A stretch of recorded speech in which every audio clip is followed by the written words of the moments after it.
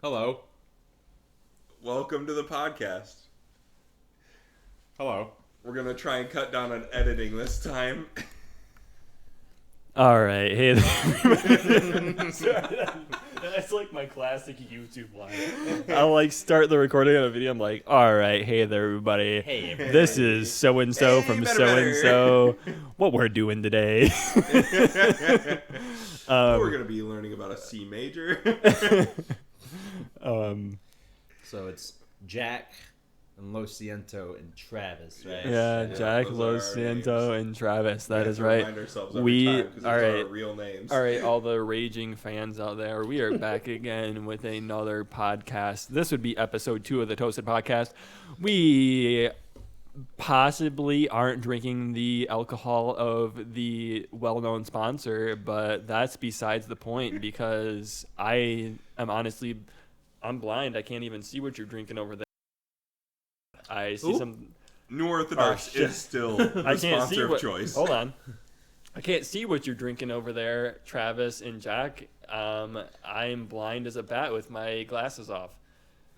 So it could be anything. But yes, New Orthodox.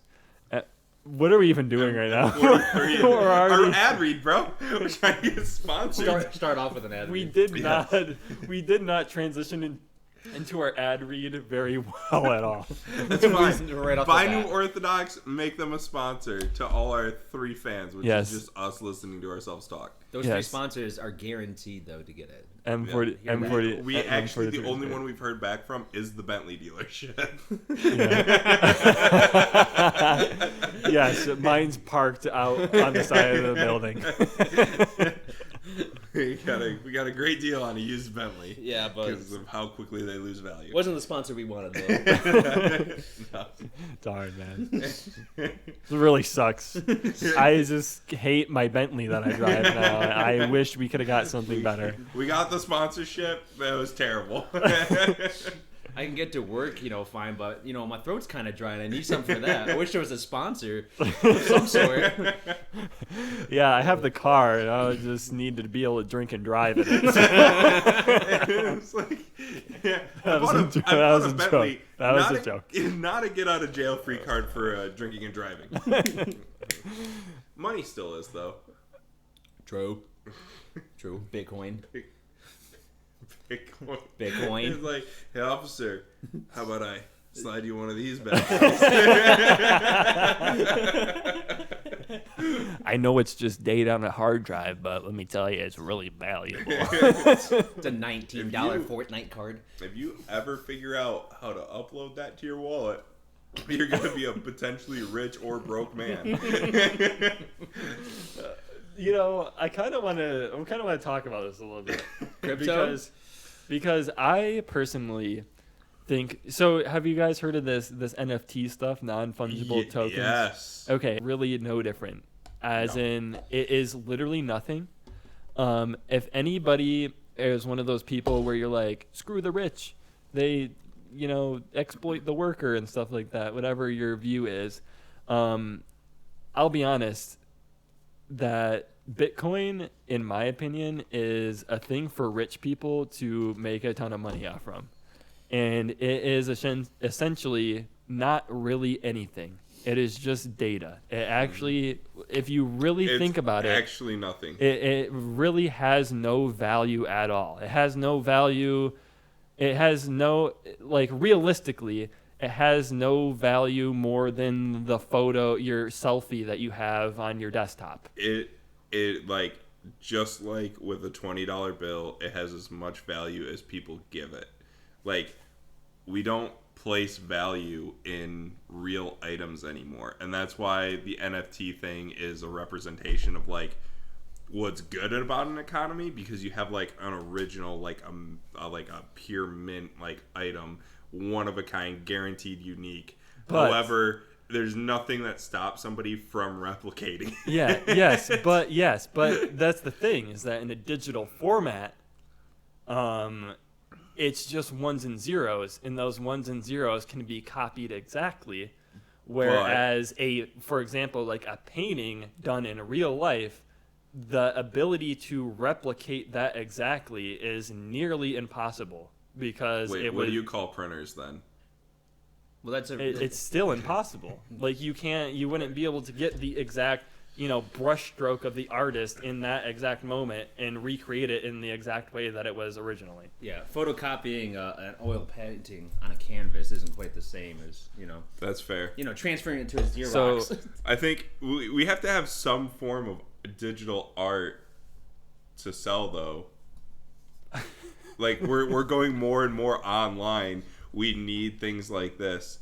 Like, so as a non-fungible token, it's not that it can't be copied. It's that, like, you can guarantee you have, like, the one that the copies get made off of. So if I make a, like, digital picture and I sell you that as an NFT, like, you can copy and distribute it. Somebody else can copy it. But you're guaranteed to have the original. And True. that's where the value is that you don't have a copy. It's like having a reproduction, like, of anything. It's like it's a visualization of the original, but it's not the original. The value comes in having the original of whatever it is. So you're paying for essentially a receipt.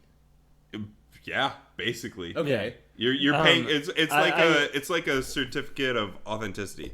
It's Sure. like I have the one. No, I can agree with that. But I just think that the problem comes in the digital format of these things.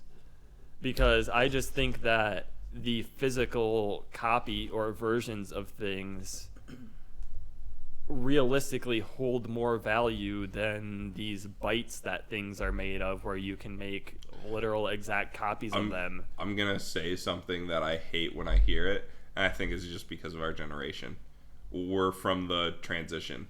The kids younger than us, this is all they're gonna know because they were raised in an all digital world. Well, yeah, we were raised when physical things still had value. Yeah, that could be something Like, to think of for sure.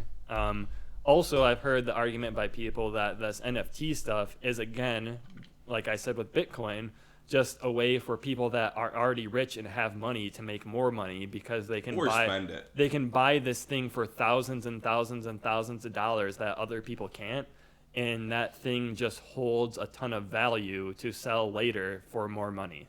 Or if you buy the wrong thing, it's like, but again, it's like anything else. When you're trading on people's perceived value, you have an inherent risk because if nobody finds it valuable anymore, like, so it's like the Jack Pokemon Dorsey, card thing. It's like, will those Pokemon cards really retain their value 50 years from now, or will everybody forget about Pokemon in 30 years? Right. So Jack Dorsey turned his very first tweet into an NFT. How valuable is that if they find out he was just like assaulting people all the time? Like, he gets me too. He gets and somebody paid millions of dollars because they're like, I have the very first Twitter tweet as an NFT, and then like Jack Dorsey gets destroyed, and he's just like, I have this thing that's no longer worth anything because people virtually killed Jack Dorsey. So you're talking about the founder of Twitter, right? Yeah, that's his name.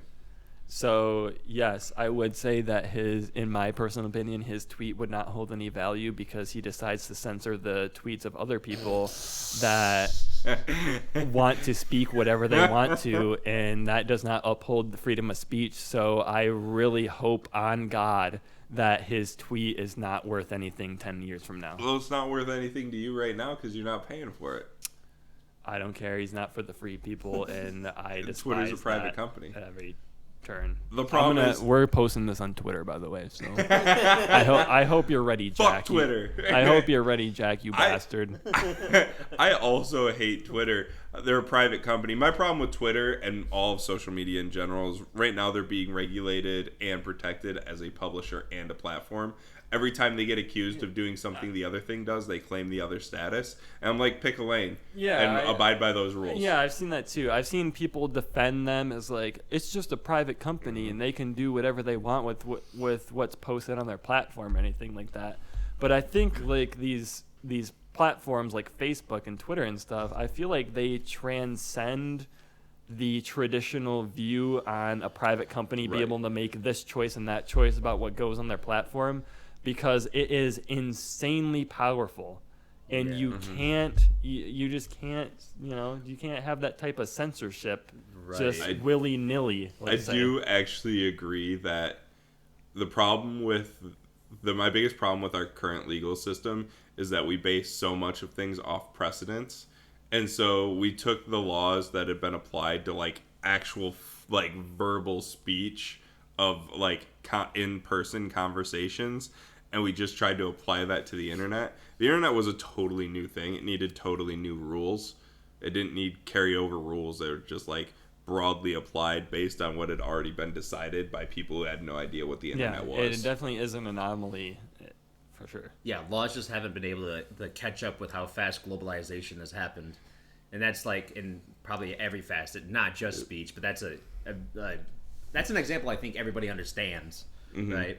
Yeah. Especially since everybody speaks, and like you hear somebody say some sideways shit in real life, and you're just kind of like, wow, that's really bad. I don't like that.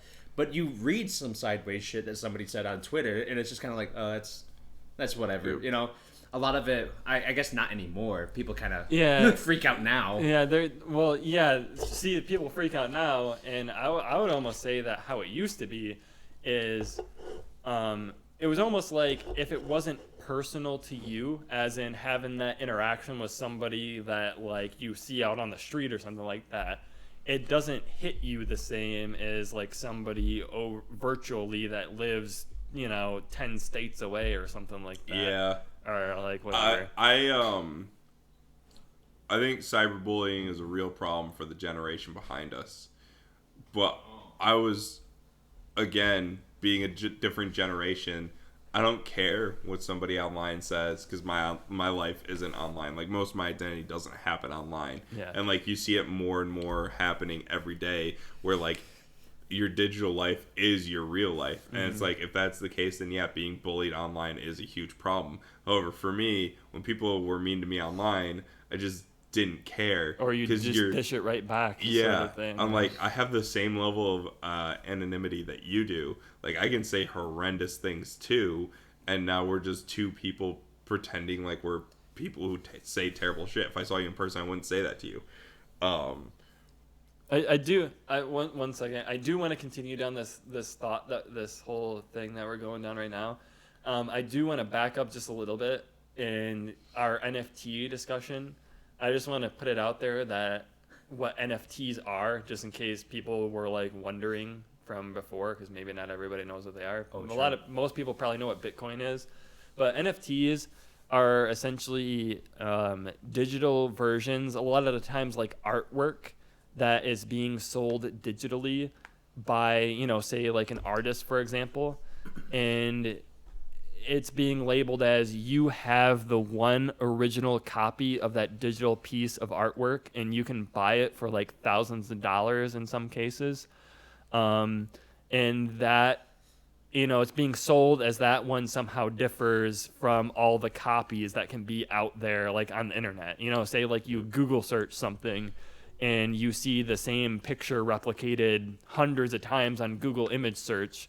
Well, you have that original one that spawned from all the duplicates, and therefore it's worth something in comparison to the ones that were duplicates of the original. And the reason you're able to do that now, just for the record, is because of blockchain. Like, there's a ledger of the creation and who it was sold to and everything, so you can actually track origin now. Before, when somebody stole your picture, it was just like they could claim it as your own, and like, unless you were able to prove it by taking screenshots of like metadata on your computer, like you had no way of easily verifying it. Yeah, so it uses like kind of the same concepts that Bitcoin does in terms of like blockchain and uniqueness. And I vote we sell Travis as an NFT. He's the only non-fungible person I've ever met.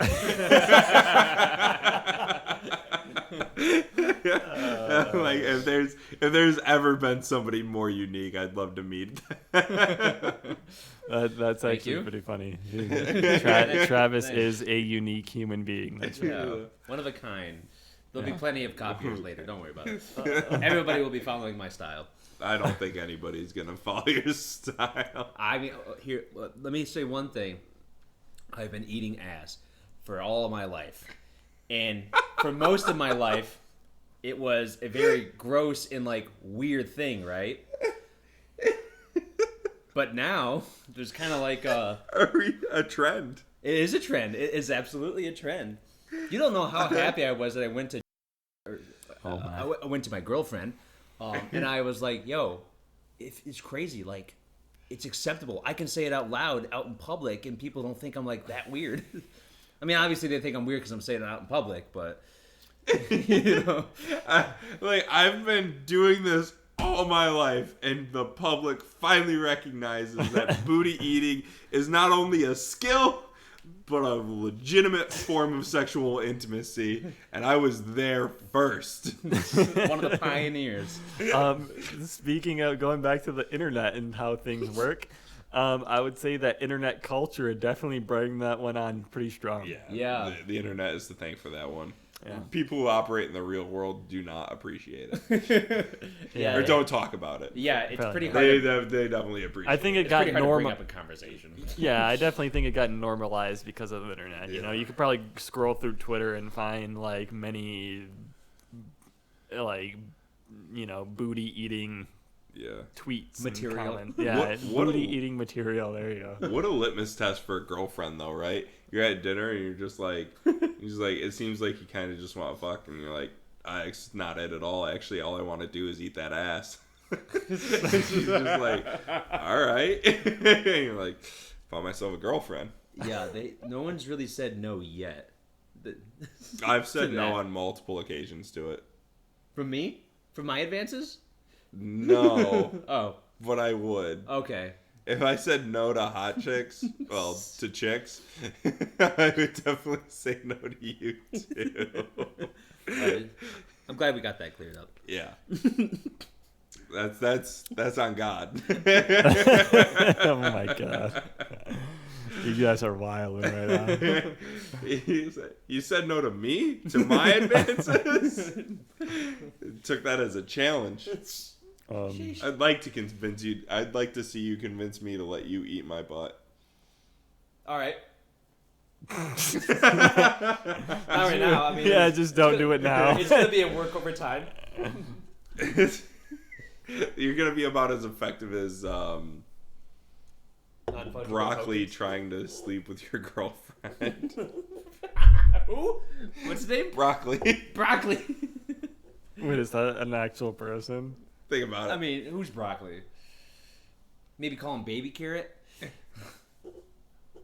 Sheesh. The person who started with you. Holy moly. Oh, okay. Sometimes I don't get stuff. You know? Yeah, no, it's good. Hey, that's honest, man.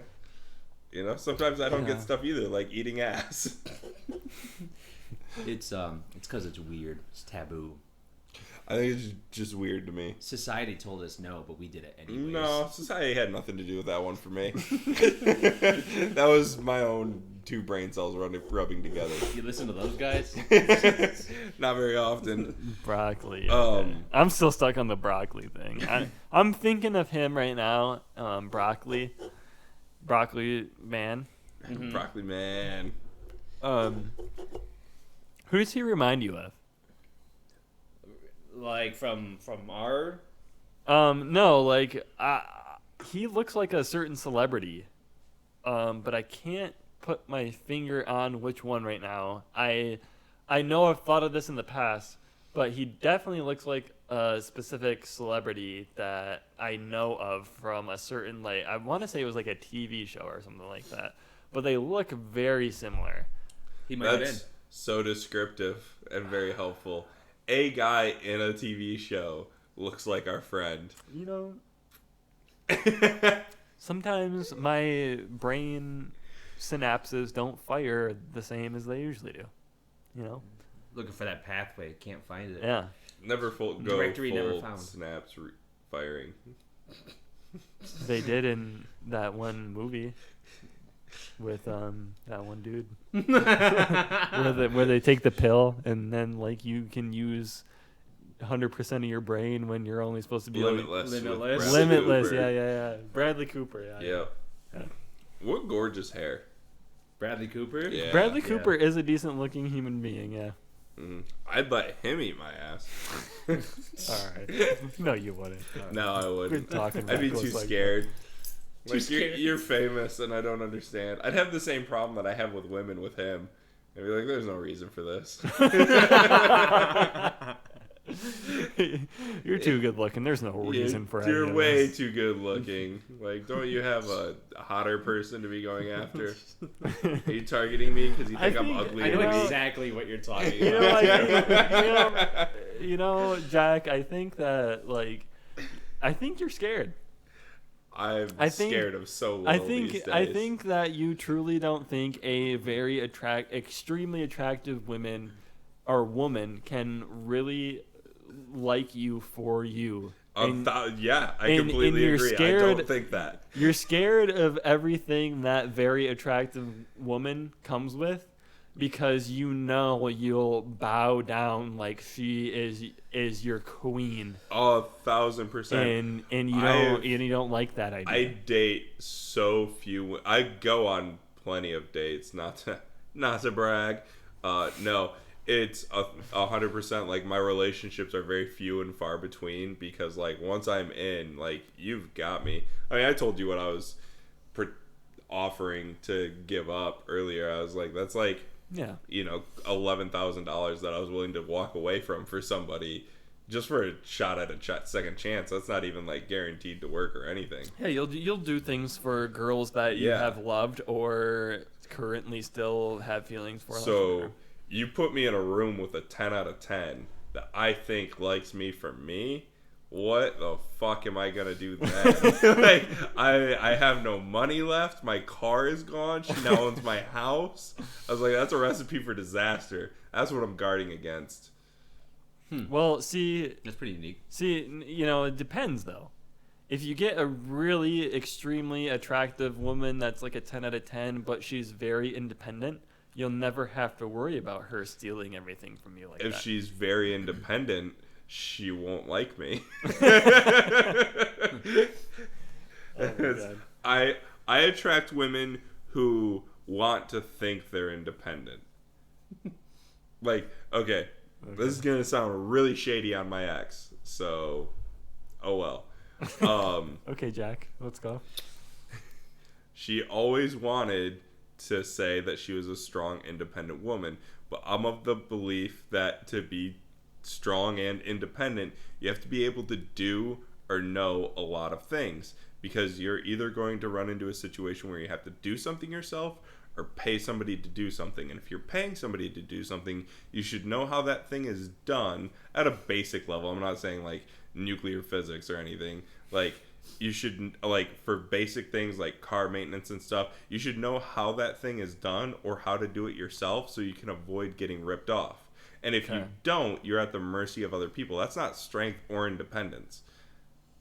So I attract women who want to be strong and independent, but realistically, like, I've done a lot of different trades. I know how things work for the most part. Like, I understand, like, simple mechanics. I can build houses. I know where you're going, and it's they want to say that they're independent, but on the side they really need a manly man to do the things that they might not know how to do. Not even just a manly man. Like, I know how to sew and crochet. Like, I can repair garments too. Like, I can just do a lot of things, and I'm actually independent. No, I'm not saying that the limitations are that you're only a manly man. But I'm just like, I can do a lot of things, and that does make me truly independent, because if I choose to pay somebody to do something for me, like my roof, I know what the price point should be. I know what like good quality work looks like, and I know if I'm getting ripped off or they're trying to charge me for materials and swapping them out. Like, because I could do the job myself and I've chosen not to, I can make sure that it's still getting done correctly at a fair price correctly. And that's independence. Like, I'm choosing between doing it myself and paying somebody to do it.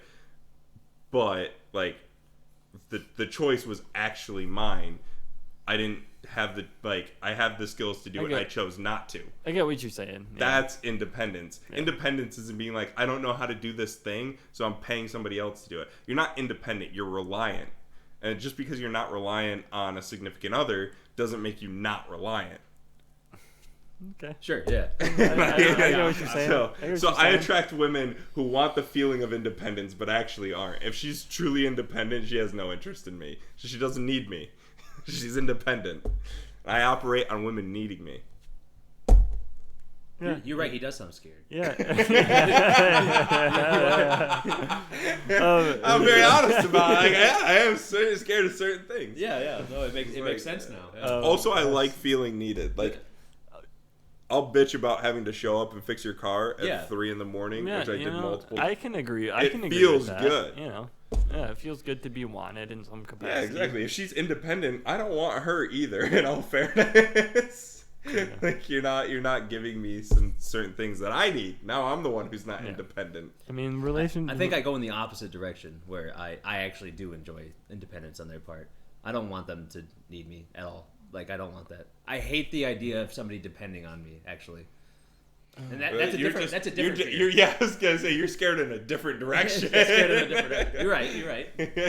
But yeah. It's interesting. Don't think I'd ever feel like that.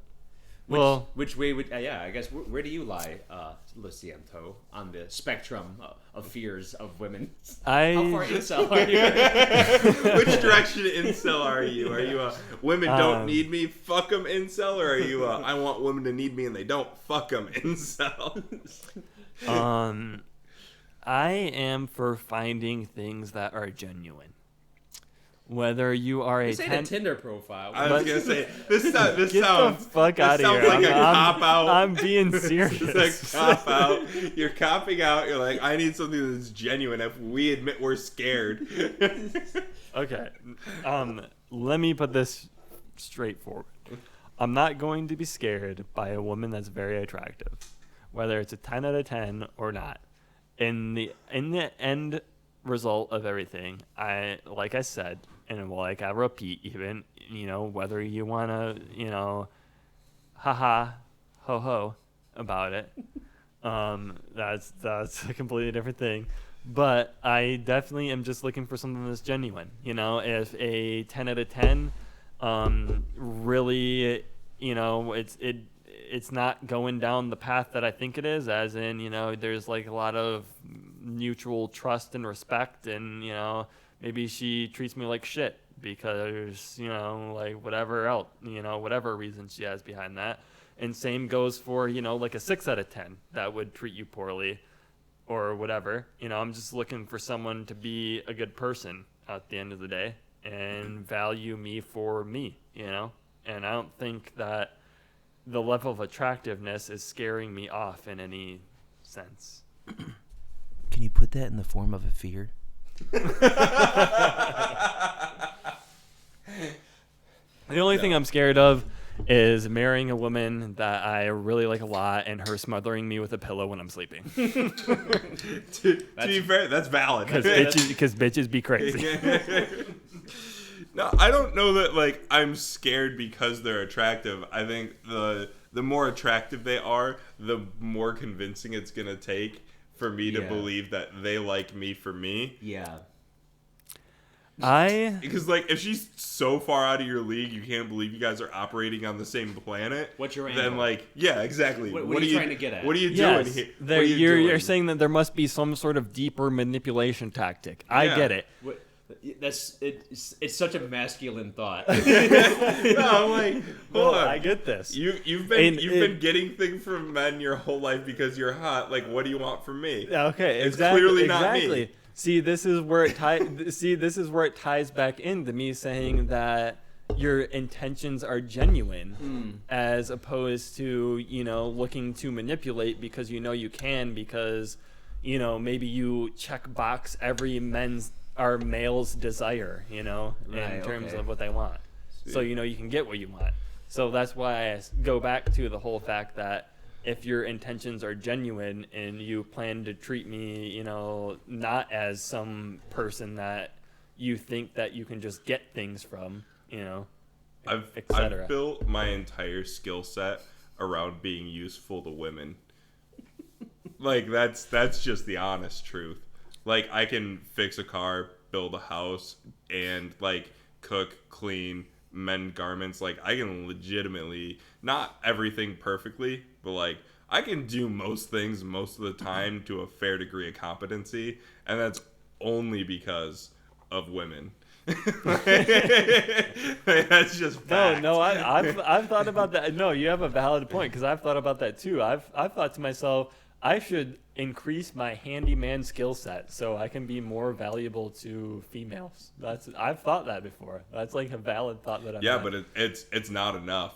Like it's not. It's just not enough. This is the problem that I ran into with my last relationship. I was like, I offer all the skill sets that she needs, and then like I didn't do what it took to keep her around, and she ended up leaving me. And to this day, in the back of my head, I'm like, you're gonna end up with some bitch guy who can't fix your car, and you're gonna spend thousands of dollars. I think part of that too is that like you're also giving yourself a skill set on what you think women want, because honestly, who the fuck knows what they actually want? I think it really depends on how certain females like grew up. Yeah. We talked about like this. I think that women that grew up in more like rural or like country areas are the type that look for people like that can do these, handyman skills that he's talking about. Females that grew up in environments where, maybe their parents didn't have those type of handyman skills, whether as their father or their mother, really. And they had the money to essentially just, shell out money for any sort of inconvenience that they found in their life, whether it was, I need car repairs. Okay, well, I can just drop $2,000 on that and I'm fine. I think those women don't necessarily look for that type of thing in a man, and They look for money. Yeah, exactly. They maybe look more for somebody that has a good job, and they know that they can provide that money. I also have that. And then there are women that look for both of those things. They don't only want a man that can be handy, but they want a man that has money as well. I still think you're looking at it from a dude's perspective. A lot of women, what they want is emotional capacity. I have emotional capacity. Anger and sadness are two very real emotions. But yeah, that's kind of what I'm getting at. Yeah, that's something that I've kind of been learning about, is that like, oh shit, like there's actually a large like little shed of emotional like barriers, that I refuse to let out.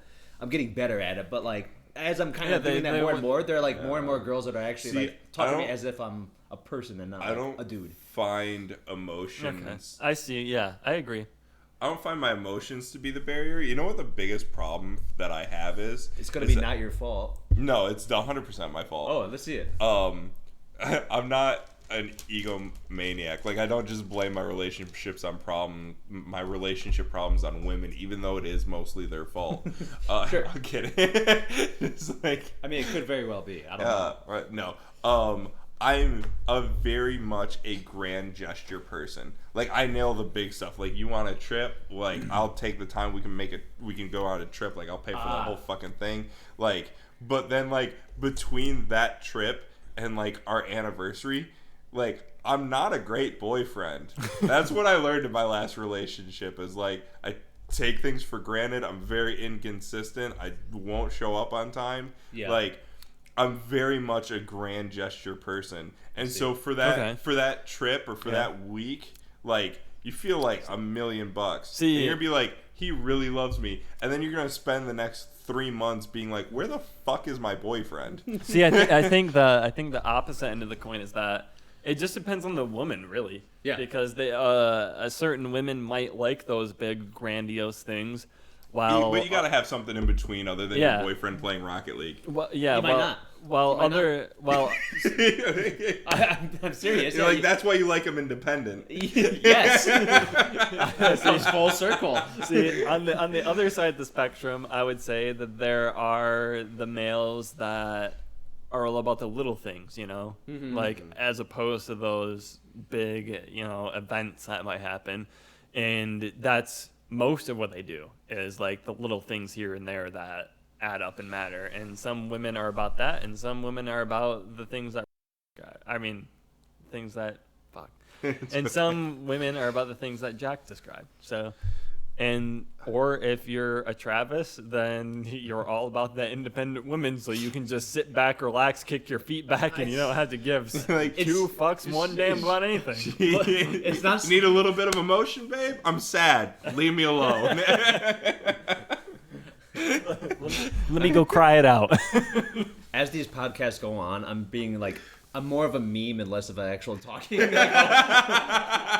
I'm just like this idea of a goofy dude. I mean, no, it's definitely difficult. I think first of all, if you have two people that like to be independent, like I would argue we are, it requires a lot of talking, and I think, to be frank, that's something that neither one of us, at least initially, wanted to do. Like, talking is usually meant for your parents punishing you. Like, you ever get that emotion? You know what I'm talking about? Like, hey, we need to talk. Yeah, like, in my that relationship skill, like my relationship communication skills are very low. It's not because I don't try and communicate. It's just because I'm bad at it. Okay. Word, yeah.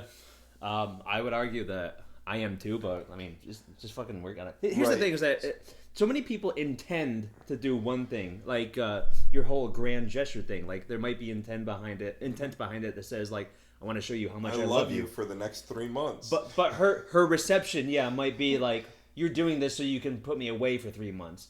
It's Maybe. well, yeah, that's what I'm talking about. It's intent and reception, and like, you have to talk to each other to kind of get like a grasp on that, so that you're seeing what the actual thing that you want to portray is.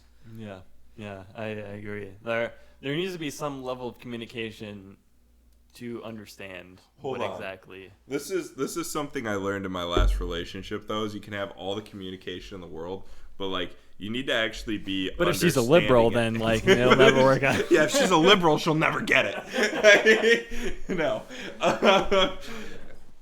I do. I was gonna get another drink, but The thing is caught up. like, we actually communicated to each other no, I didn't say anybody's name. fairly well. The problem was the other person never understood what they were saying. It's like, we actually talked quite a bit. The problem was we just never understood each other. Like, she made it very clear what she wanted. I could see that numerous times. So I feel like that the emphasis on communication has like superseded the fact that less communication is fine if you understand each other. We communicated to each other and we were like, we've talked about this, like, why isn't he getting it, or why isn't she getting it? And we never stopped to be like, are they actually understanding what I'm saying? Like, they're listening to me, but are they getting it? And That's actually a big thing. I feel like so much emphasis gets put on communication that people forget to emphasize that, like, you need to make sure the person is Coke? understanding it. Like, Yeah. it's one of those things. The question I had a question for you, Travis. You said something. There you go. Oh my god. You said you were both unwilling to talk. I mean, yes, yeah, sure, I did say that. And is that you're saying, like, two independent people, you need to talk, and you were like, we're two independent people and we didn't talk. So, like, what issues did that cause? The fact that we didn't talk at first? Yeah. Well, I mean, like, it kind of shows itself in different manners. I think, like, the biggest one was that, like, it took us years before either one of us was ready to say, like, I love you to each other. And, like, that's, like, one thing, which to us, because we were just like, hey, I don't like saying that. And that was enough. So we were both like, cool. I'm not going to say it either because I don't want to. But, yeah, it was just basically, like, I felt like it was a lot of car rides. We would just go and go have a car ride, turn the radio off, and then like just figure out what we can fill the dead space with, you know. Until Yeah, me and have done that a few times actually. yeah, it's so and good. like in situations like that, things you talk about things that like you normally wouldn't ever say to one another. In my experience with him, anyway. yeah. So Or, I mean, Travis. Sorry. yeah, right. Yeah, so I mean that was kind of what we did because we knew that we wanted to be independent and we had the whole open relationship going on. But like we also had to kind of differentiate that from like what's the difference between just being like two friends that fuck every once in a while, you know? And you know, we just hashed it out. We had to talk about it. And I think we found like something that worked out. But is that kind of what you were asking? Is that what you're looking Yeah, for? it wasn't the question I had, but it did answer a question. Yeah. I just find it I found it interesting that you said like we're two independent people, so we had to talk, and at the beginning we just didn't. I was like, I feel like that would immediately die. Yeah, it very well could have. It was originally we would go to the same parties. That's all it was. She was actually a friend of a friend, and I was hanging out with the original friend, and so I would go over there and we would all hang out together, and like, you know, I thought she was cool. We went to a couple of concerts together because we went as a group, and I just kept on talking and talking to her, sharing memes. Honestly, memes was a very intense. That's what. Yeah, I mean, that's what Jack said earlier. that's how I reconnected with this my most current ex. Yeah. Was about a year and a half after we met. I just started sending her memes until she broke up with her boyfriend. See, I've never done that. I don't do anything. Dude, memes are a great way to get a girl if you've got a few years. Yeah, you can literally have no input or brain power and just send things that you think are gonna land with them, and then there's an attraction. I didn't do that. I That's send things weird. I think are funny. That's and really weird because I like- don't do anything. Yeah. You're just, Okay, hold you're just on. a likable person. No. I guess. Lo Ciento has the same problem as my buddy Zach, and I'm going to use his real name because there's a million Zachs. Okay, that's fair. He's an attractive guy, like relatively attractive, like I'd say above average, both of you. Okay. And glasses, smart, Tall. funny, clever, like intelligent, like I honestly just kind of the whole thing. Expresses zero interest in any woman they come across, and then just like dimes all the time. It's the most frustrating thing ever. And I think a part of it has to do with like just a relatively like calm and like self-assured personality where you're like, you're the guy who's not going after the girl, so the girl like inherently is like, what do you have? And I want that so badly, and I know I'll never have it because I come across like a psychopath when I meet people. Yeah. So I have definitely gotten comments from females about my calm personality and how they desire that because, you know, They're a psycho. Yeah, not exactly. They were with Jax. Let's say. They're And like, I need something consistent because I'm tired of taking a trip every 3 months. yeah, they're kind of like I'm tired of these aggressive psychopath people named Jack, and they're like, I want a calm man to That's valid. or just somebody that, you know, just in general, I really think women try to avoid confrontation as much as possible from what That's a I've ever problem for gathered. me. And when you find somebody that's calm and collected, that says to them that, hey, like, I most likely won't have these type of confrontations that are very undesirable for me from this person. Whereas me, for example, I personally don't mind confrontation, especially if, you know, it's a situation where, you know, it's a certain situation, I guess, like where I know that either I'm like in the right or like I have nothing to worry about essentially, and you know whatever. But Yeah, still.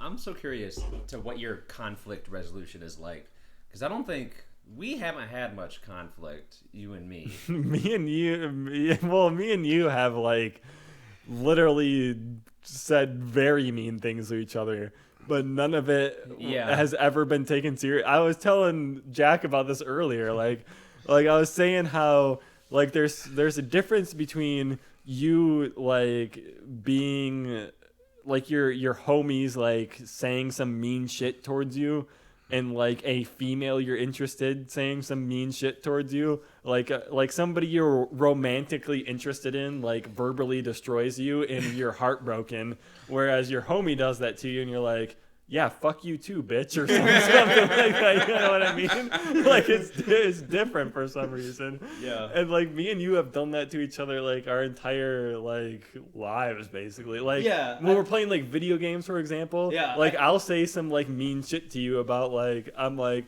well, you know, if you're so upset about that play that you made, like maybe you shouldn't make it, you dumbass, or some shit like that. Like and like and like everybody's fine afterward. Like, Yeah, so. there's been a couple of times I know that you've made me angry, like in a video game, and there was even that one time when we like tag teamed this mutual friend of ours and made him mad.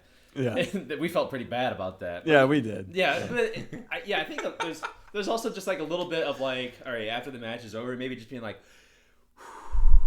all right, he's a cool guy. He didn't mean that. Yeah, like literally me and Travis were playing a game of Dota the other day, and like we were laning together, and if he like died or something, yeah, and I'd say like the most mean shit. I'd be like, dude, look at your dumbass dying,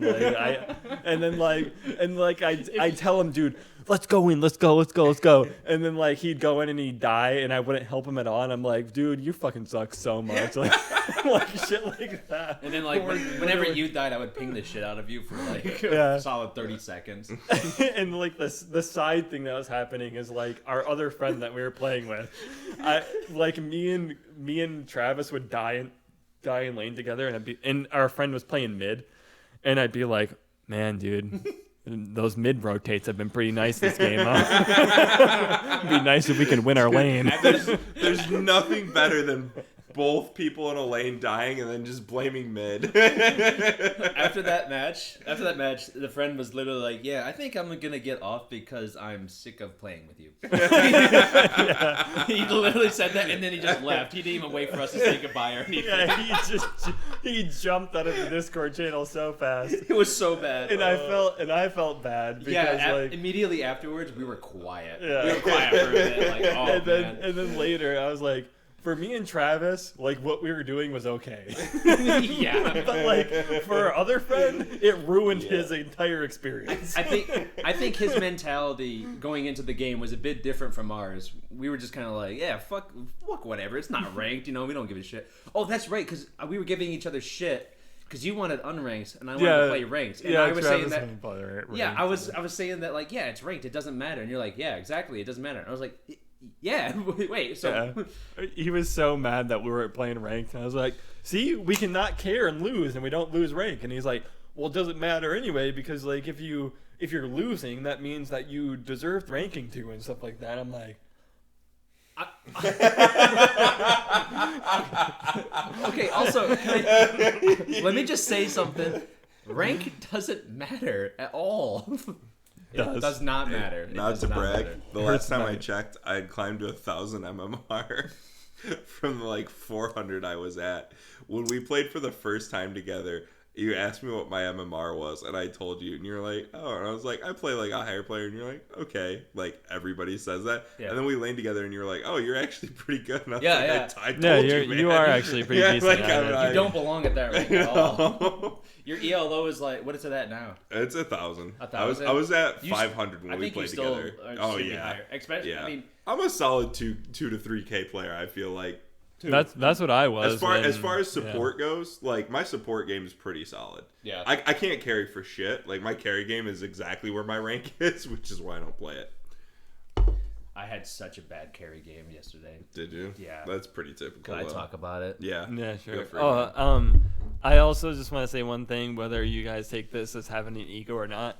Out of my friend group that I know of that plays Dota, I am the highest ranked person, and I believe that is part of the reason why I don't want to play ranked.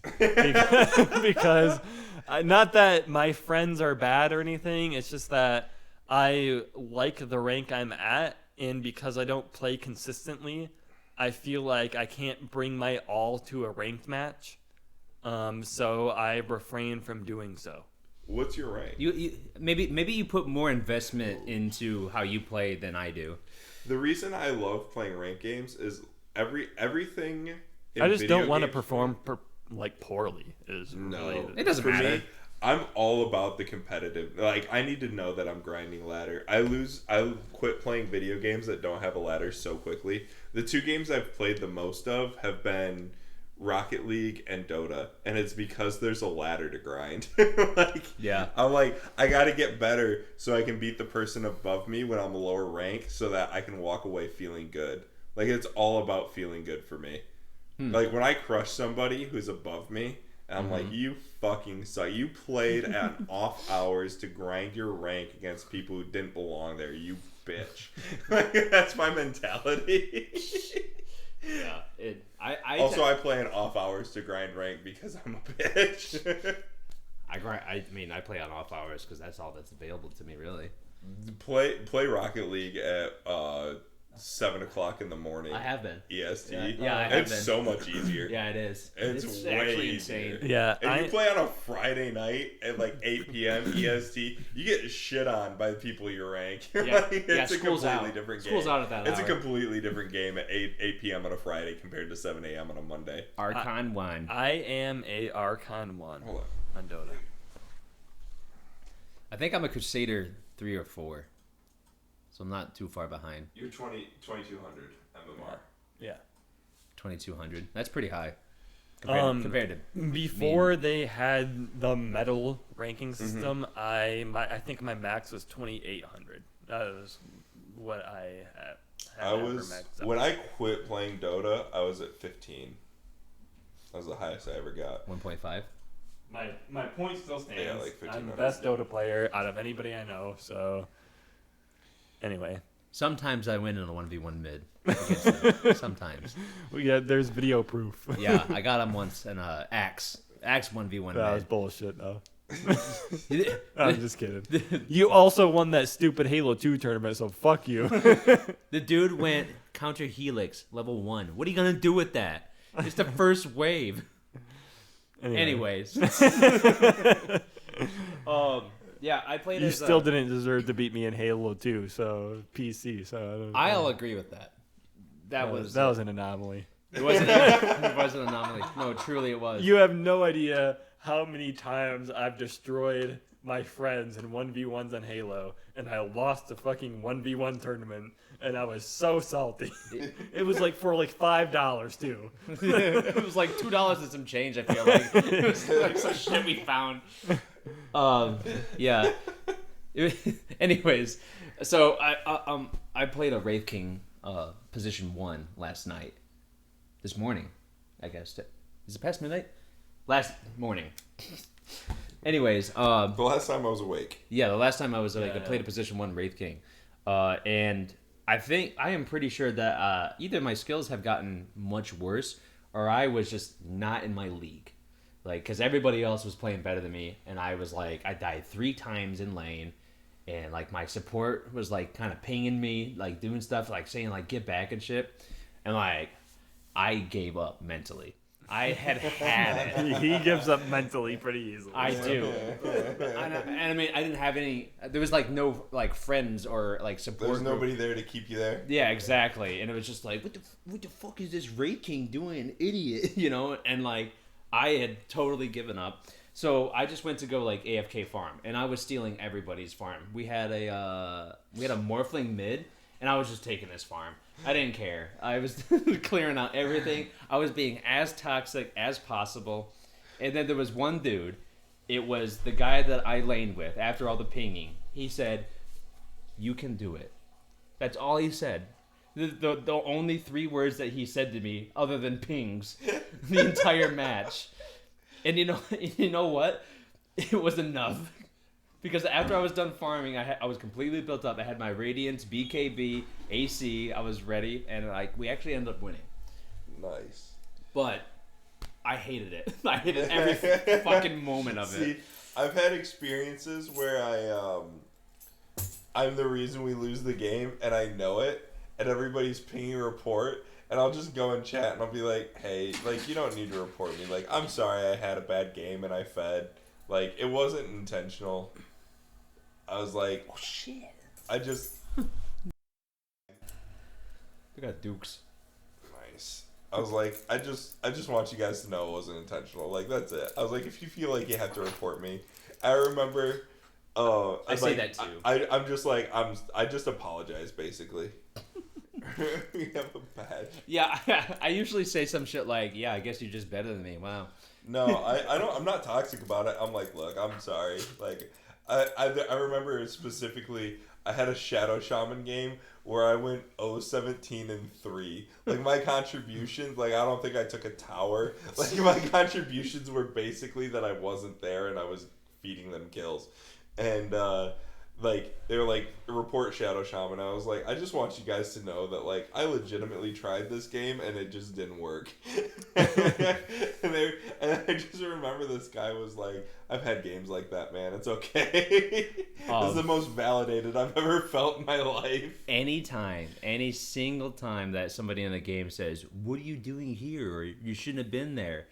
Immediately in voice chat I go, you want to play the game more like me? And that voice and everything. Yeah, play the game better. That's funny. That's funny you say that, because there was one time where Travis commented on how fast I could type in a specific thing when we were playing Dota, and it was the phrase, what the fuck are you doing? He's like, how do you type that in so fast? I'm like, because I say it a lot.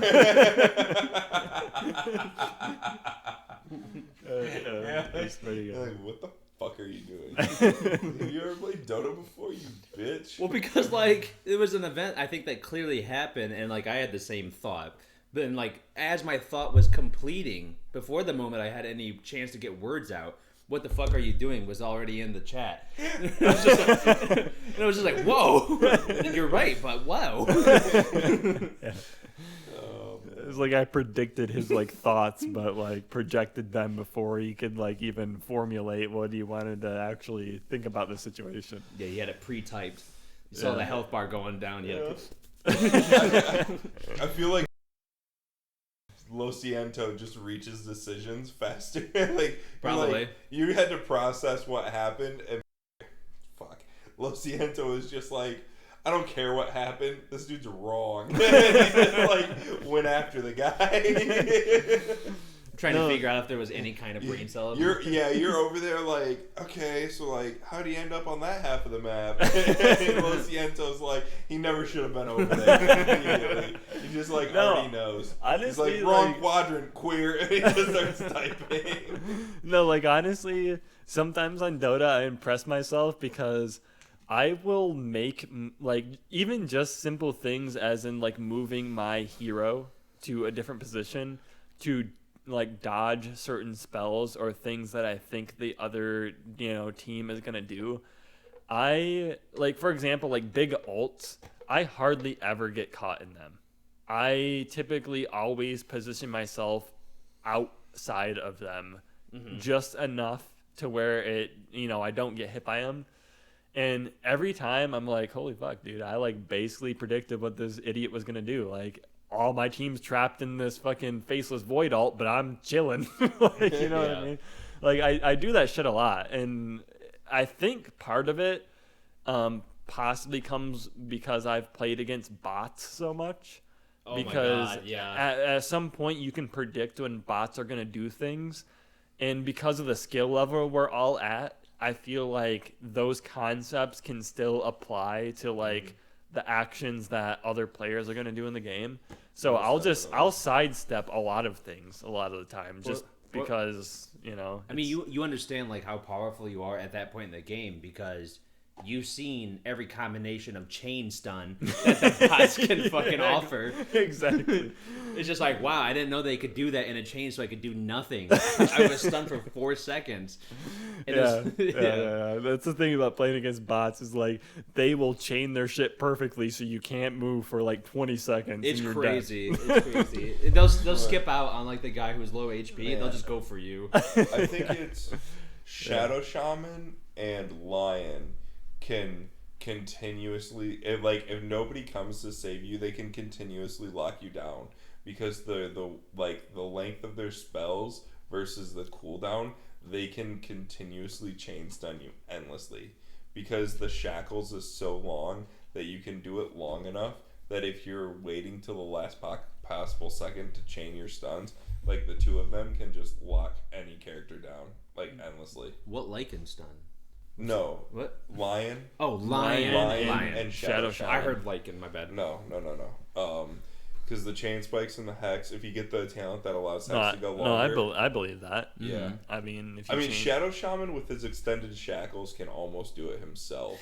Earthshaker and Morphling, I would say, can do that too. After Morphling gets his Ags, he can turn into Shaker, and he'll have 2 stuns available as well to him.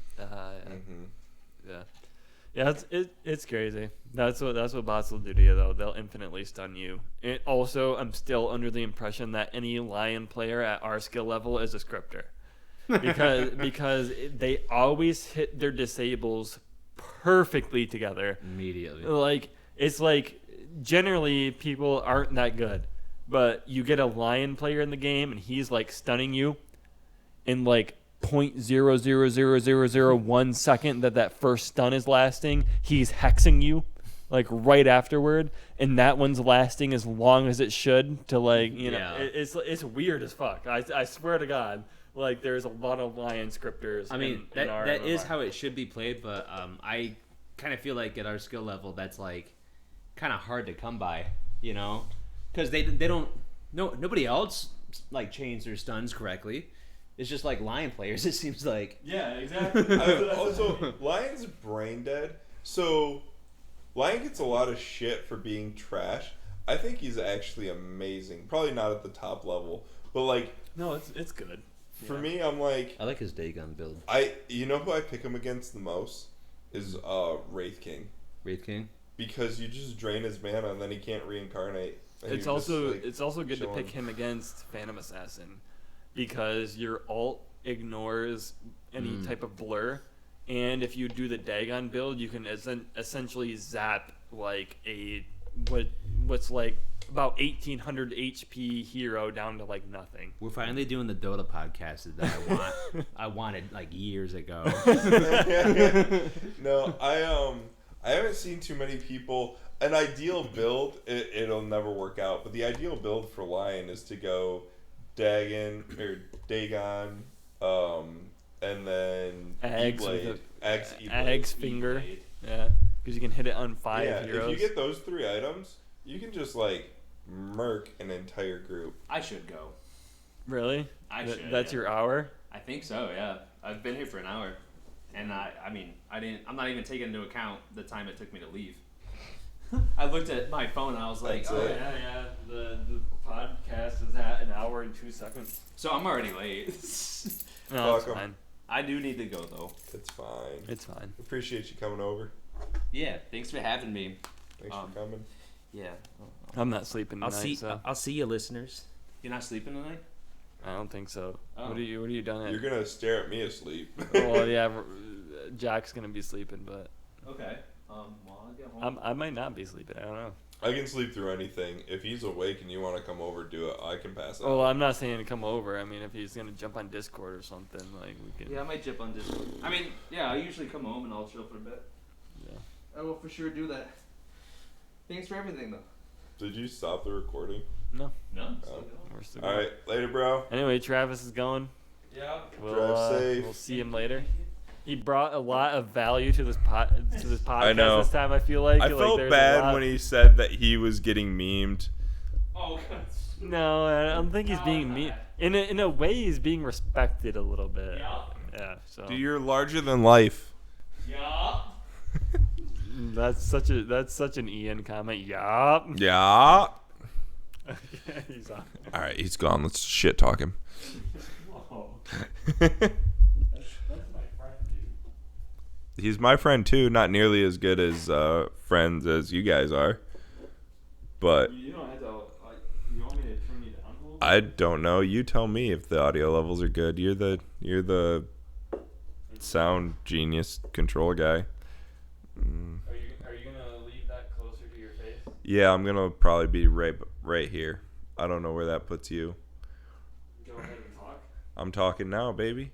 Okay, that's fine. Um, So anyway, we're talking about Dota.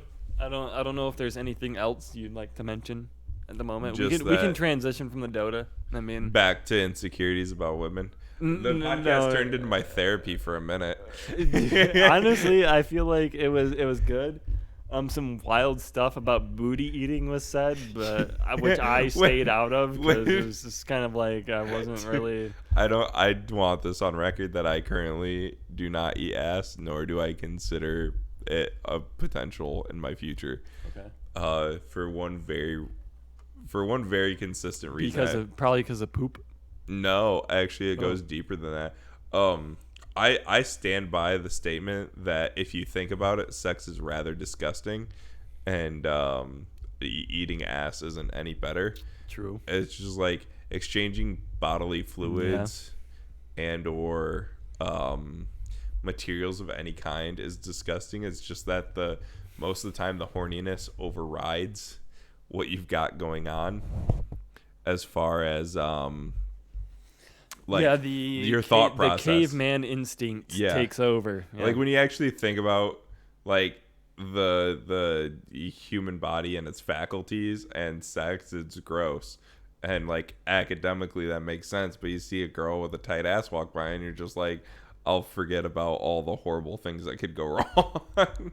But I can't forget about that for eating ass. Like there's too much that can go wrong. Yeah, true. Like I'll overthink anal if given the chance. I'm like, yeah, that's like the number one cause of STDs. Like there's a lot that can go wrong on both sides of the equation. Like sex is relatively safe for men most of the time. Like most of the risk is for women. I mean, you can't get pregnant, so exactly. But most of the risk is on the woman's side, right? So like that's why they have in general, they're the selectors of like when sex happens is because they're at the most risk. Whereas for men, the only time the risk is kind of equal is anal. Like that's when things get real for both people. It's like it's potentially like equally bad for both of you. And that's hard to wrap my brain around enough to do it. Sometimes I've been horny enough to attempt it, but like it's rare. Like most of the time my mind is actually stronger than the urge to fuck a girl in the ass. Okay. That's a lot of information. Yeah. All stuff I'm comfortable with, though. I should probably clean out my CPU cooler, to be honest. Yeah, you should. Get a can of compressed air. Do you remember when I tried to sell you on the idea of buying a whole pallet of compressed air from Costco and reselling it? The only thing I remember you ever selling me on was buying an insane fucking bottle of Maker's Mark from Costco. We'll have to I feel like we'll have to insert a picture of that in the fucking podcast or something because I still have it. Hold on. Do you really? Yeah, how big is it? It's huge. It's not like it's not a handle, I don't think. I think it's larger than that. I'm happy you still have the bottle, though. You're like, I want Maker's Mark, and I was like, get the big one. Because I encourage my friends to make bad decisions. It's such a big bottle. How big is this? There's still some whiskey in it. Take a shot. No, dude. I don't drink whiskey anymore. How big is it? 1.75 liters. 1.75 liters. I think a handle is like a liter. I know a fifth is 0.75 liters, if I'm not mistaken. So that's, like 2. It was $60. That's all I gotta say. Hey, dude, and you bought it for me too, I think, because because you. I owed you money. No. It wasn't that. I couldn't check out with my credit card because I think it was MasterCard, and apparently they don't take MasterCard at Costco or something like that. No, you paid me back though. You gave me cash. No, yeah, of course. Yeah. Because I thought you were saying I bought it for you. And I was no. What? No. I went through checkout. It was because you didn't have a Costco membership, and I didn't know how that worked. So I was like, I'll just pay for it, and you can pay me back. Yeah. I thought you were saying I paid for it, and I was like, I don't think I bought you No. a. Yeah, no, I would encourage the smaller bottle if I was on the hook for it. I mean, yeah, I definitely paid you back in bills most likely because, like, when I did. Yeah, it was guitar money from our previous when I did employer. guitar lessons for our boss, I look at all this money I have in my wallet from that. I still have money from that. I have not done anything, but it just sits in my wallet because. Yeah, I don't use cash either. Yeah. I prefer to use NFTs for my transactions. Don't even. But I get plug here. The PayPal MasterCard, 2% cash back on all items, no matter what it is. Doesn't have any sort of discrimination. Doesn't have 0.5% cash back on groceries or food or something like that. All across the board, 2% cash back. Currently, I have almost $200 in my cashback account from using my credit card. And not only do I have 200 cash back from using my credit card, my credit score has also skyrocketed because you start off with a relatively low, I believe it's $1,800 charge limit. So it's very hard to go over and not be able to pay that off every single month, which increases your credit score a lot. So we shouldn't talk about my previous finances. Okay. I'm not saying we should talk about your previous finances, but if you are interested in a credit card, anybody out there, sponsor the PayPal Cashback MasterCard is a definite way to go. You probably have an invite code for that you could actually make money off of, aside from the sponsorship we're about to get after that sick ad read that we made up. I don't know. You think so?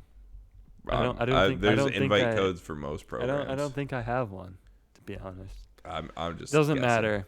They're gonna sponsor us anyway, so you don't need an invite code. Yeah, the PayPal Cashback MasterCard is great. It's fantastic. I charge all my Uber Eats and DoorDash orders on it, so I get money back from it.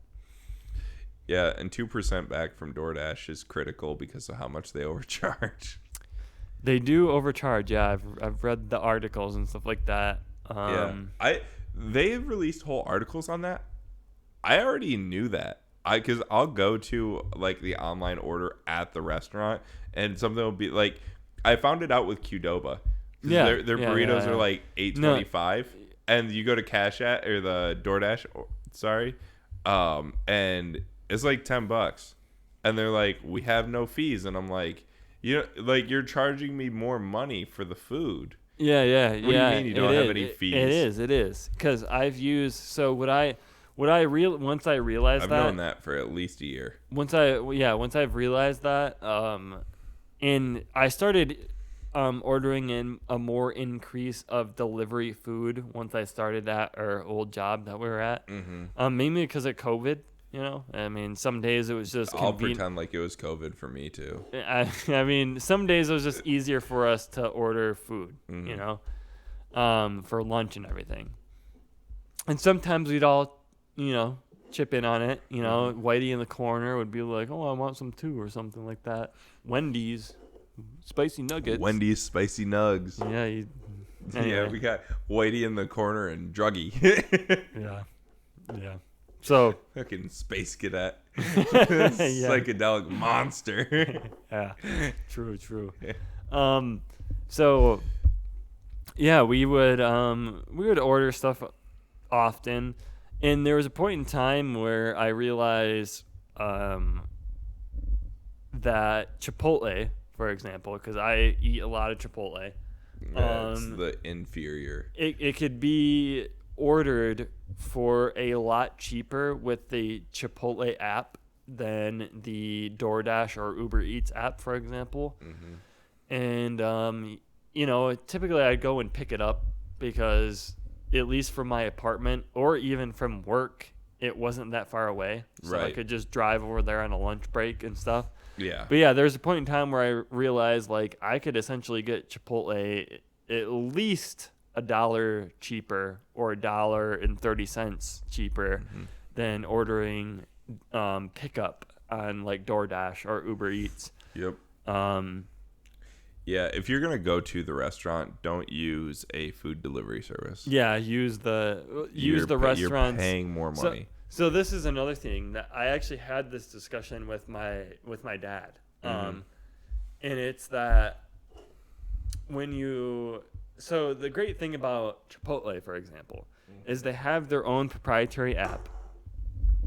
And I feel like that proprietary app is a little bit more trustable or trustworthy. I feel a little bit less sketched out using it and put my credit card information on it than I do other apps or websites, which is are you getting some water? Okay. And so, for example, you've been in the situation where you find some sort of food place and you're ordering pickup, and you order on their website, right? And they use a completely random, like, third-party, like, checkout system, right? Yes, it's the worst. I have not ordered from places because of it. Yeah, exactly. And it's kind of sketchy, right? Yep. And you think to yourself, like, is there any point where this weird third party, checkout or ordering website is going to, leak my credit card information or not store it properly, or like, it feels like a risk. As somebody that works in the security field, it seems like a risk. The opposition to that would be ordering pickup on DoorDash or Uber Eats, which, DoorDash and Uber Eats is essentially, if I'm not mistaken, probably $1 billion company at this point, either one of them. I think Uber is. Okay. DoorDash isn't. And yeah, I say this because I feel like I can trust a little bit more, at least, putting my credit card information on a company that is worth $1 billion that has the money to invest in such things as like securing their transaction process than these local restaurants that are using these one-off third-party methods to check out. I switched Indian restaurants over this, actually. There was a place I really wanted to eat, but every time I went there, I was just sketched out by their ordering thing. Yeah. I was like, one, if you're an online ordering service and you have to send me an email, wrong. It's a text message. You send me a text about the food and the order I just placed. All right, we're back. We back. We're backing at it, baby. Okay. So my point is that if you're gonna email me about an order I place online that's gonna get delivered that day, if it's an email for the confirmation, it's already wrong. It's a text. Okay. Also, the text should include a link to a delivery driver, unless it's for pickup. If it's for pickup, it should include a link to the time, or just have the time in the text message. Now, I switched Indian restaurants because I would get an email that the order was received and no other forms of communication. Like, nothing would happen. I would just guess at the time I was supposed to go pick it up. And the other Indian restaurant in our town, well, one of the other Indian restaurants in our town, had a system that would text me the time I was supposed to be there to pick up the order. And that's the place I started going to. That's it. That's the story. No. That's fair. Like I said, it as somebody that is cautious, it really makes you feel a little uncomfortable to use these, weird third-party systems to order stuff. Mm-hmm. Or enter your credit card information on, let's say. I don't even worry about my credit card information as much anymore as, like, I use a burner email, but, like, my name and my actual phone number can't, like, be changed at this point. Like, my phone number is what it is. Yeah. Which is why I have a burner phone number that I keep around. We used that tonight, actually. Yeah, because I need to be able to have like a set of things that doesn't change. And honestly, there's no phone number in the world that's safe anymore. They've all been used. You're getting somebody's old number. You're gonna get whatever shit they signed up for, which is the only reason I haven't changed mine. If I could change mine to a number that hadn't been used yet, I would change my number in a heartbeat and never enter it online. I would tie it to Google Voice and get burner numbers like I normally do. Yeah. Because like email addresses are pretty easy to fix, but phone numbers, man, phone numbers are a pain. Yeah, you can definitely get a lot of spam calls and whatnot that you can't really do anything about with phones. So I mean, I agree. And the other thing about ordering from places is that it seems like it would be different if these third-party checkout things, a lot of places were using the same one, but it's like every one that I use, it's like different, you know, and it's like, what is this place? And what are their standards? You know, like you have like so many questions. Also, it's not hard to fake an SSL lock, like not in the corner and on your Google Chrome browser, but like you can make something look secure when it isn't. You know, like you know what I mean? No, yeah. I know what you mean. And also, you could like Let me sit down real fast. you could just put on, like, we use the latest encryption standard, AES like 528 or whatever, 256, 256, 512. 512, yeah. And you can say that, and most people are just gonna be like, bank grade security, that's perfect. Yeah, Most so people will not verify that you actually are encrypting their traffic. so yeah, exactly. Well, see, that means it is encrypted, but that doesn't mean that the source. So, you know, SSL requires certificates, you know. And you know, you can get certain HTTPS certificates for free. You know, you can get them for free for different websites that you want to host and whatnot. But it doesn't necessarily mean that anything regarding that company or website is actually like secure. Like, sure, your website traffic is secure, but that doesn't mean that you're up to any certain standard. So that's your back end could be out of date, exposed, and exploitable, and you would still get that lock on the HTTPS. Yeah, exactly. And it's like, and then congratulations, I guess. Yeah, and then since you don't know these companies, like I was saying, you could be saving passwords in clear text when you create an account. Yeah. Very easily, and nothing that makes you prove you're encrypting passwords when you save them. Yeah, that's a good point. You could be saving unhashed credentials in a database, and you would never know. There's no way to check that. Nobody would be able to grab them over the wire, but if they ever got to the database, they'd be wide open. 100%. It's like you have no idea what security standards websites are using. And that's why I use privacy.com. Wait, is that like a real thing? Yeah. What is that? Privacy.com allows you to create virtual debit cards with spending limits, frequency limits, and fake names. It's basically like a burner email address. So you can set it to be only used for one website for a certain amount of dollars and a certain amount of charge frequencies, which means if that card gets stolen, they have worthless information. Wait, where did you learn this? It was a different ad. I just stole it. Oh. Trying to get sponsors, man. Okay, that's but it is actually a pretty interesting right. concept. It's why I actually really like iPhones. The sign in with Apple option is that when you click sign in with Apple, it gives a randomly generated email address that like if they email that, if the thing you sign up for with Apple sends an email to that, it gets auto forwarded to your email address. If they sell that email address, you never receive an email because it's linked to the thing you provided it to. And I really appreciate that functionality.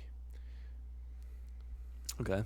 That's interesting. So it's like disposable credit cards. Yeah. You can set, like, you can be like, I'm shopping on this sketchy website. This thing's $70, so I'm going to create a credit card or a debit card that's got $70 on it. I'm going to link it to this website. And then if they try and, like, double charge you or, like, you know, charge a subscription fee or whatever it is, there's no other money on the card. It's like it was only good for that one transaction. So if something weird does happen, say you use this in a not so ethical purpose for a not so ethical purpose, who is held liable for no something? idea. The internet's a sketchy place, man. Honestly, your best bet with the internet is to not be on it. And since that's impossible in today's day and age, your best bet is to use privacy.com. Just shilling. I haven't actually ever used the service. I just know it exists. NordVPN. We just start doing all the ad reads. So if you've ever wanted to watch a Netflix show that was originating from another country, say, for example, Netflix UK, that might have different shows on it than the US does, you could essentially use NordVPN to watch shows that you might not have access to in the US, which is pretty cool. Not only that, NordVPN can protect your online privacy by routing your internet traffic through a server where it cannot be tracked, and things like government entities cannot see what you're doing online. So if you value your privacy, I would highly suggest downloading NordVPN. You can even sign up and get a discount with code TOASTED. So visit nordvpn.com/sponsor/toasted to get your 10% discount. Brought to you by Raid Shadow Legend. That's why I was laughing. I was waiting that whole time to say that. So, like I said, NordVPN, thank you for the sponsor. Yes. Brought to you by Private Internet Access, a VPN. True. Locations worldwide. You ever want to pretend you're in Romania to get cheaper flights? Back before COVID, when flights are stupid cheap anyway, I used to save like $50 to $100 on a flight by pretending I was from a poor third world country. And that's that's honest truth. That's what I used to do. I would literally just pretend I was in Romania. All right, Jack. Our next sponsor that we have up, ExpressVPN. ExpressVPN. Which is all the VPNs sponsor us because we're a security podcast. Like I said, same thing as NordVPN. You can browse Netflix catalogs from different countries. What's so hilarious about this is that Netflix actually blocks most VPN IP addresses at this point. ExpressVPN. Watch Netflix as you were in Italy, where you have access to different shows, such as that famous one where they drive the Mini Coopers and they rob the bank. The Italian Job. The Italian Job. That one is only accessible. The one with Mark Wahlberg. Mark Wahlberg. High interest or highly rated films only on ExpressVPN Italy. And also, if you're worried about the government tracking you, could also use this service to act like you're from somewhere else, especially if you want to hack people. It will work very well. So ExpressVPN, that's the sponsor. That's one of the sponsors for today. On a more serious... Raid Shadow Legends.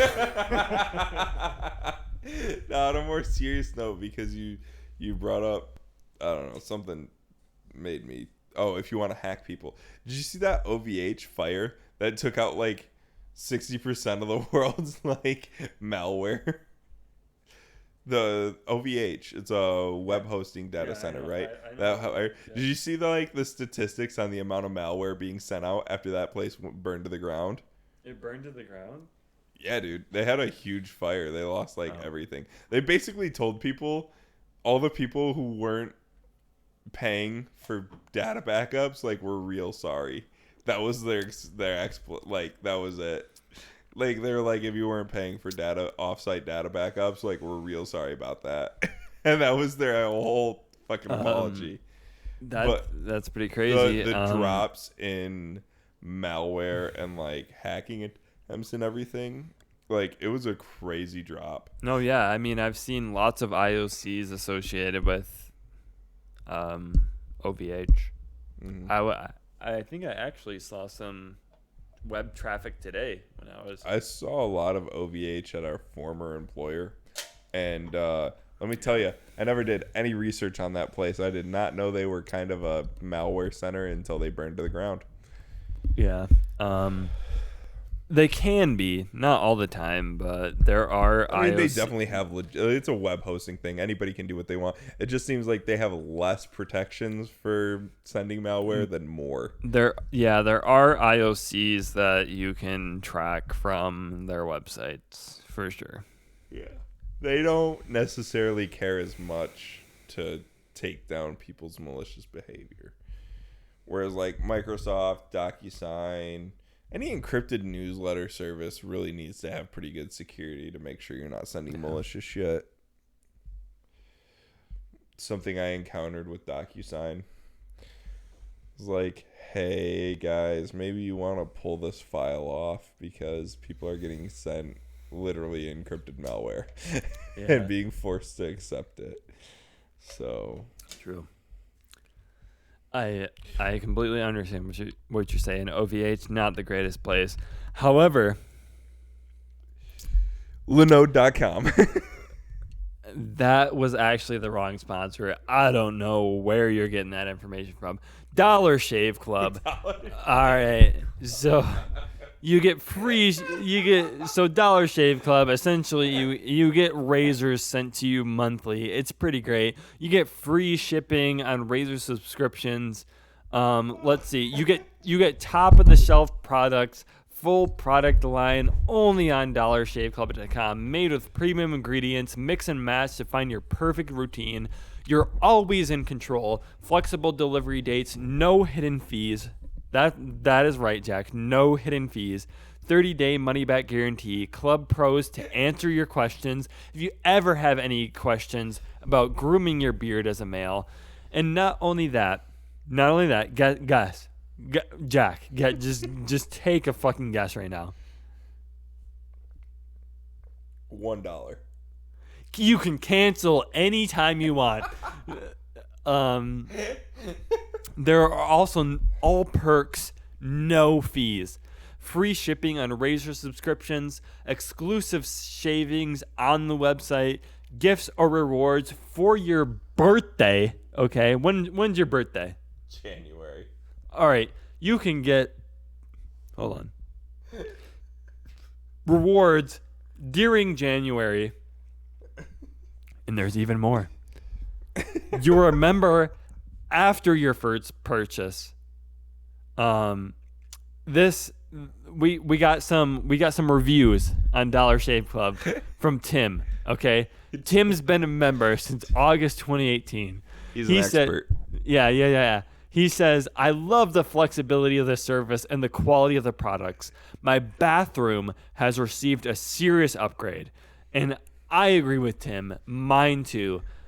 Like, I honestly, like, bathrooms are not the greatest place, you know. You shit in the toilet. You wash all the filth off your body in the shower. But let me tell you, my buddy Tim, he says that Dollar Shave Club was a massive upgrade to his bathroom. And I believe him, okay? Because they sent me... You know what's funny about Dollar Shave Club? They built their entire website on Squarespace using their simple drag and drop interface that has 24/7 US based customer support.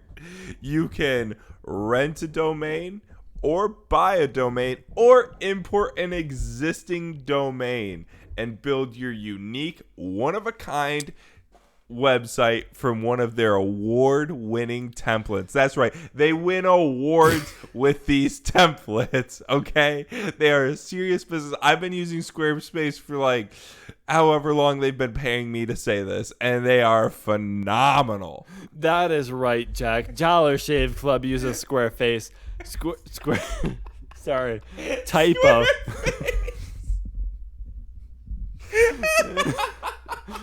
Dollar Shave. Squarespace.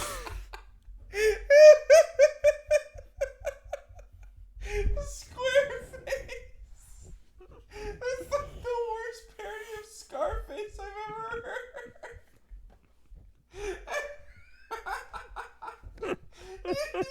That's right. They use Squareface because it's way easier to shave when you're in Squareface.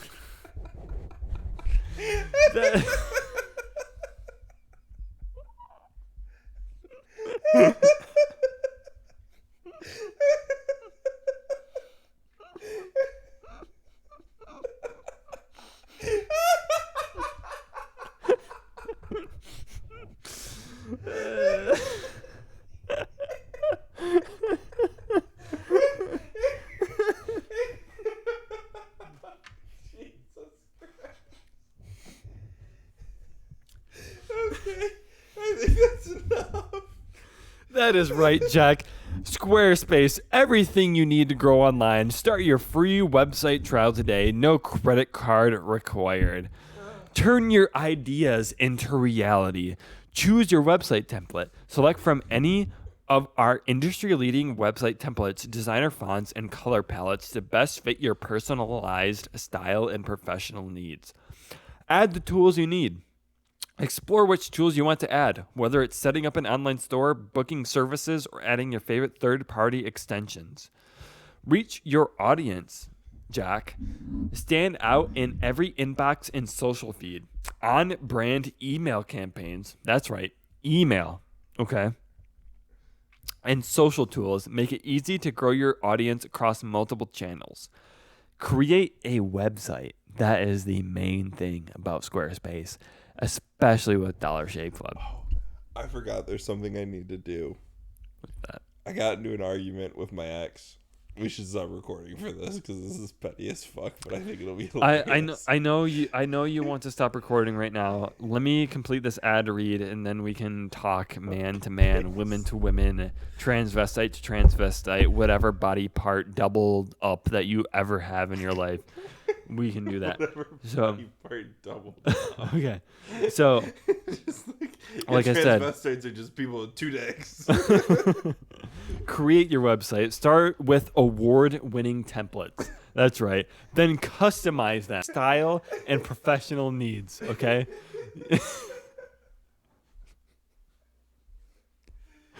All right. All right. I think we get it. So if any of these companies can pay us any X amount of money, that'd be great. I believe we just stated that we support any race or color or sexual orientation. It doesn't matter. Binary, non-binary, 0s, 1s, 0s, 3s, 4, 5, 6, and 7s. It doesn't matter. Anything except 10. Yeah, but if you're 10, I don't know. That's a little sketchy. Apparently, we have some social anxiety about 10s. I'm not quite sure if we can accept those or not. My homie just texted me, "I love you." I'm gonna go ahead and I'm just gonna send a smiley face about that one. You can't really see that. I'm gonna say I love you too. Just say thank you. Because Classic. no, because it's good to let the homies know you love them. You know, you never know what kind of 10s are just gonna disregard them and only go after their money, after your money. I mean, so like I said, you might want to get a financial advisor in the form of JG Wentworth. I don't know what that company is, but I've heard commercials. Anyway, so we're seriously ending the podcast now. I hope you guys enjoyed. I'll be honest, we did get a bit tipsy in this one. Probably less than the. We have 45 minutes of ad reads for companies that don't pay us. No, that was funny though. That was fucking hilarious. Okay. So he agrees that it was hilarious. So Jack is laying down on the couch. He looks like he's a little tuckered out. So we're gonna wrap it up. I got some Swedish fish. Jack, if you want some pizza, I have some leftover pizza in the fridge if you're hungry, you know. I know you're at the point where you're drinking water, but I haven't seceded from the union yet. So you better watch out. I'm repping for the South. Canceled. Okay. Truly, mango lemonade.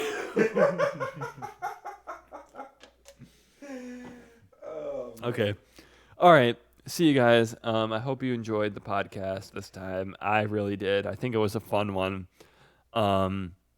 We didn't get too overly wild and out, you know. We kept it tame. We did not say things that would get us canceled and or that we could remove from the Other than podcast. repping from the South, I am honestly not repping from the South. I've never lived there ever. It was just a joke. Cut this whole outro out. No, it's Stan. I have never repped for the South necessarily. Confederate flag, nope, never flown one. Only fly the American flag, 50 states, baby, 13 stripes, let's go, 13 colonies. That's where we got it all started. Constitution, George Washington, Thomas Jefferson. All right, I'm out.